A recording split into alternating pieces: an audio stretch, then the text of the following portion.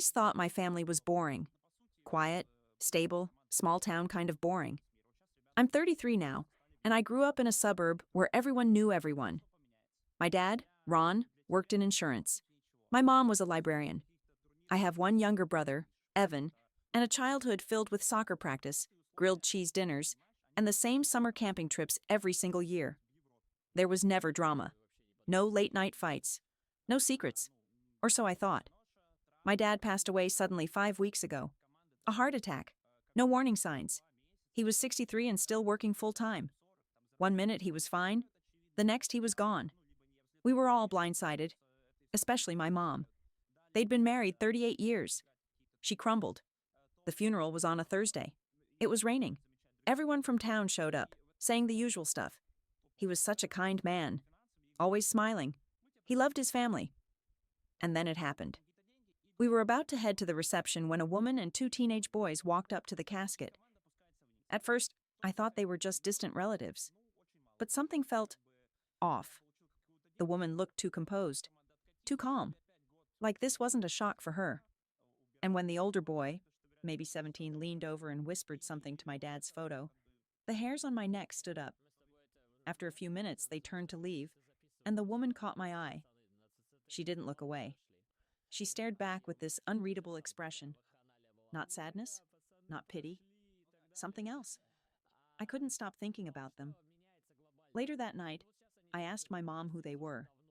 She looked confused at first, then said she didn't notice anyone fitting that description. But Evan had seen them too. And when I mentioned the boys, he went pale. He admitted something I didn't expect. The younger boy looked exactly like Dad. Same eyes, same weird bend in the nose. That's when the questions started. And I wasn't ready for the answers. I didn't sleep that night. My brain kept circling the same thought. Why did that boy look like my dad? The next morning, I pulled out the funeral guest book. The woman hadn't signed it. None of them had. That felt deliberate. I told myself I was just being paranoid.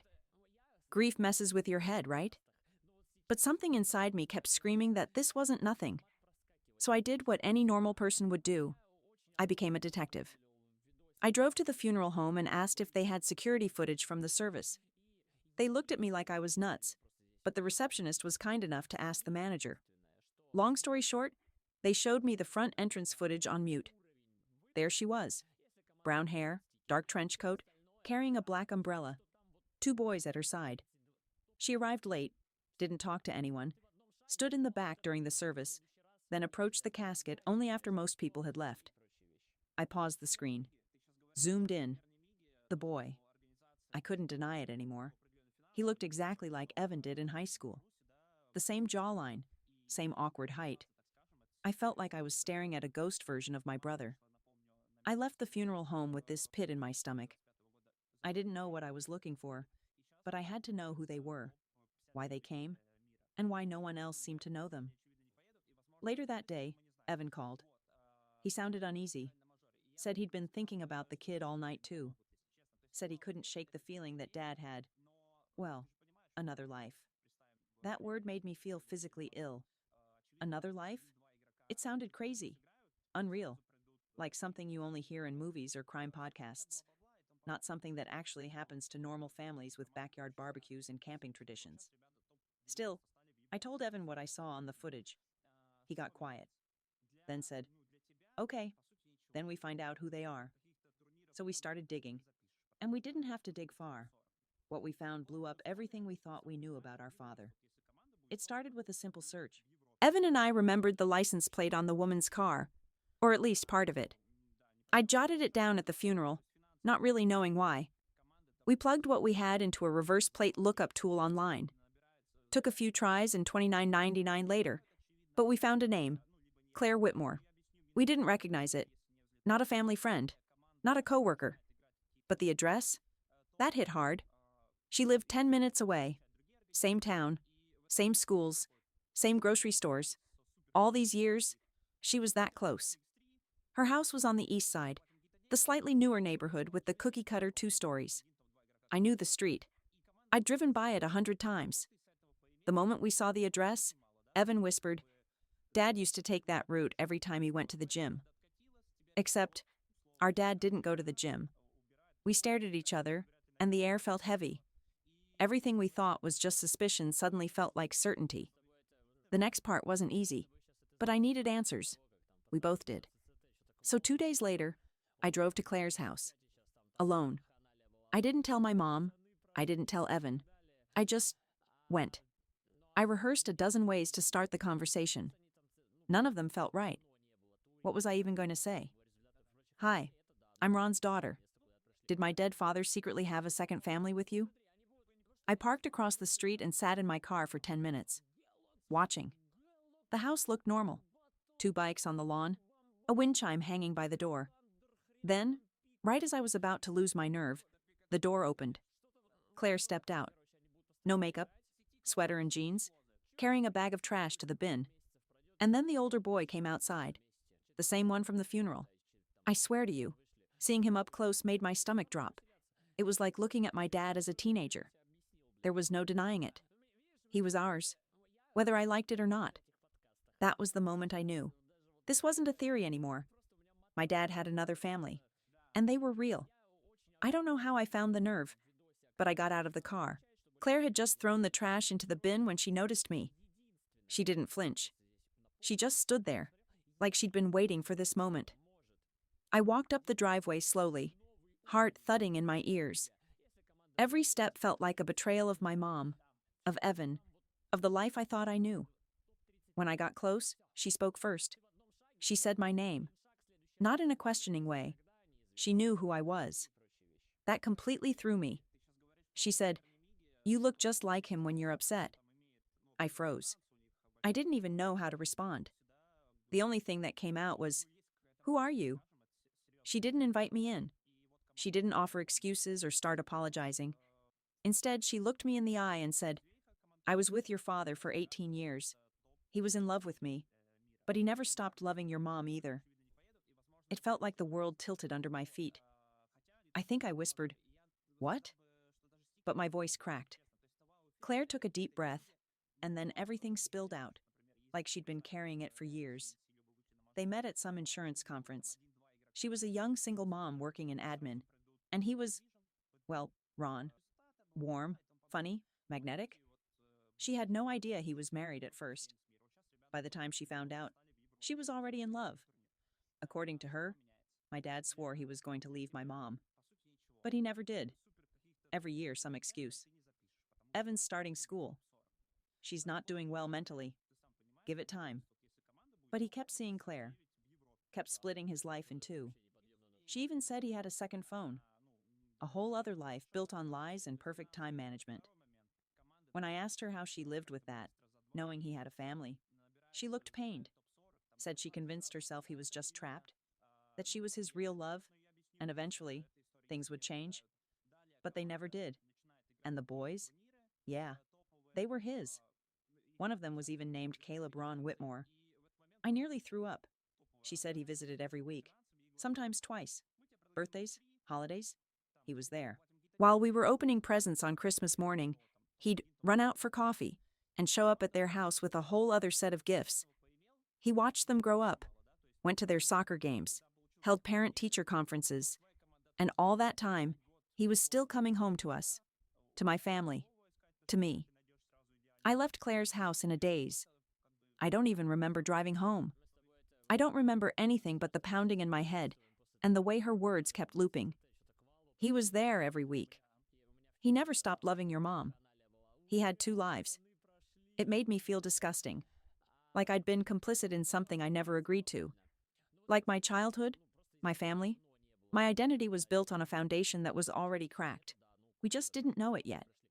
I didn't go home right away. I drove to a park Evan and I used to play at as kids and sat there for an hour. Just sat and cried, because now I had a decision to make. Do I tell Evan? Do I tell Mom?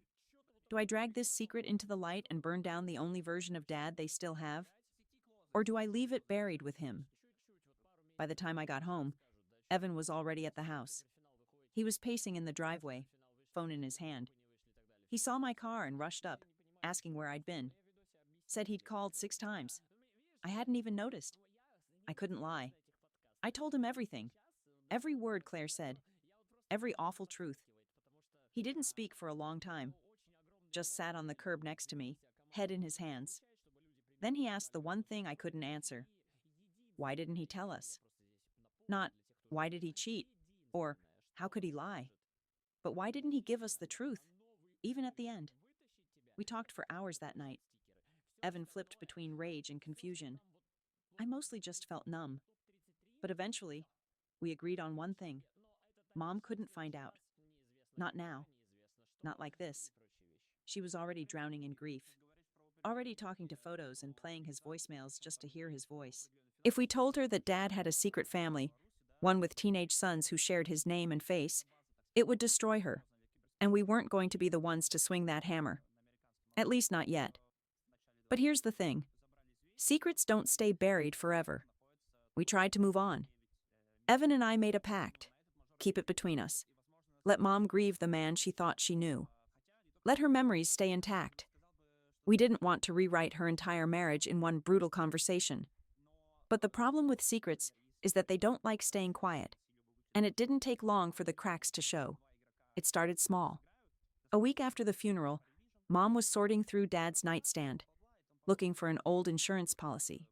Instead, she found a second phone. Old, beat up, dead battery. She handed it to me casually, like it was just some work thing. She didn't question it. But I did. I charged it in my room that night. It lit up almost immediately. No password. The messages were still there. Texts from Claire, from Caleb, even photos, birthday cakes, report cards, selfies with "can't wait to see you" scribbled in the captions. He had full conversations on that phone. Whole parts of his personality that we never saw. Soft, playful, unburdened. He didn't just love them. He was happy with them. I stared at that screen for over an hour. Then I wiped the phone clean and shoved it into the back of my closet. Evan didn't want to see it. He couldn't. But the guilt was already seeping in. Hiding this from Mom was starting to feel like lying too. And then, 3 nights ago, everything blew up. Mom got a letter, addressed to the family of Ron Martin. No return address. Inside was a card, handwritten. It said, "I'm sorry for your loss. Ron meant the world to me and our boys. He loved you, but he loved us too. Please don't hate him. He never meant to hurt anyone. Claire." She signed it with her full name. Mom brought it to me, confused.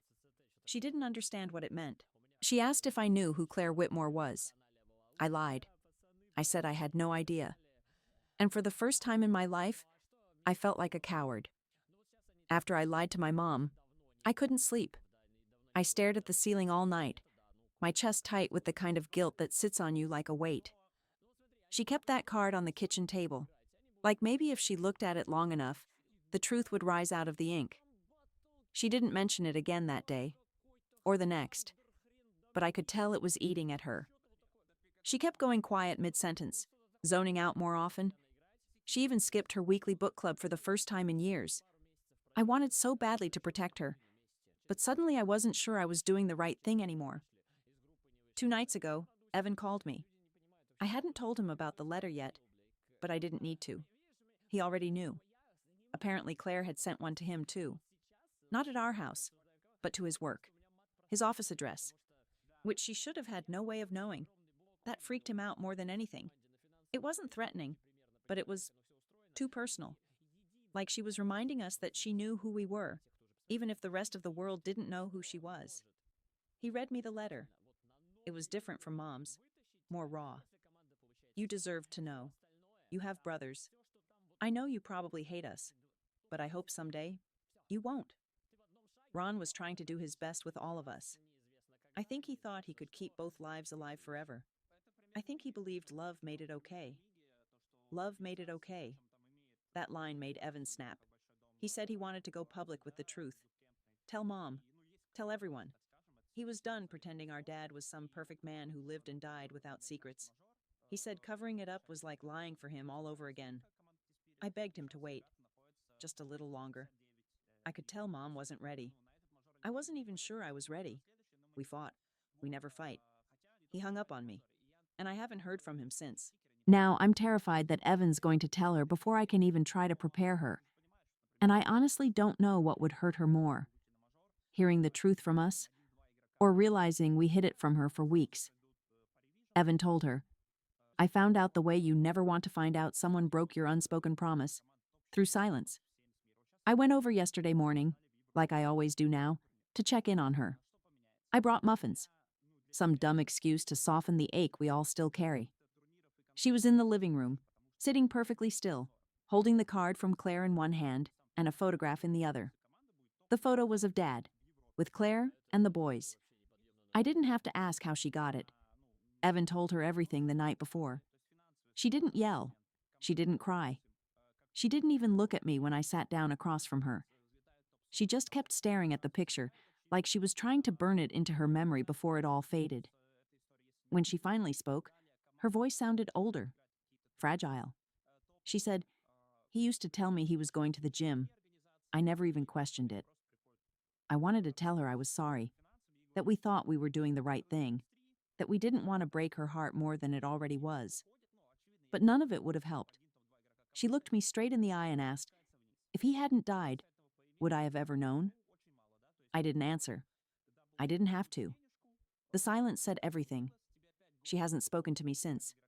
She asked for space, said she needed time to figure out how much of her life was real, and how much of it was something she'd been told to believe. Evan and I are barely speaking either. We both feel like we betrayed her, but in completely opposite ways. And my dad? He's still buried in the same cemetery, with the same headstone that says, beloved husband and father. But now, every time I visit, I wonder who he was thinking about in his final moments. Us? Them? No one? I still don't know what to do with all of this. Claire and her boys are still just a few miles away. We haven't spoken again. I don't know if I ever will.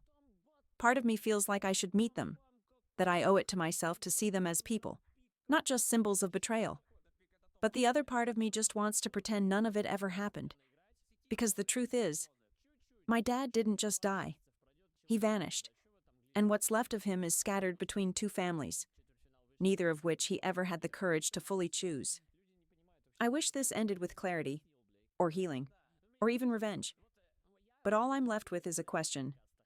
How do you grieve someone you realize you never really knew?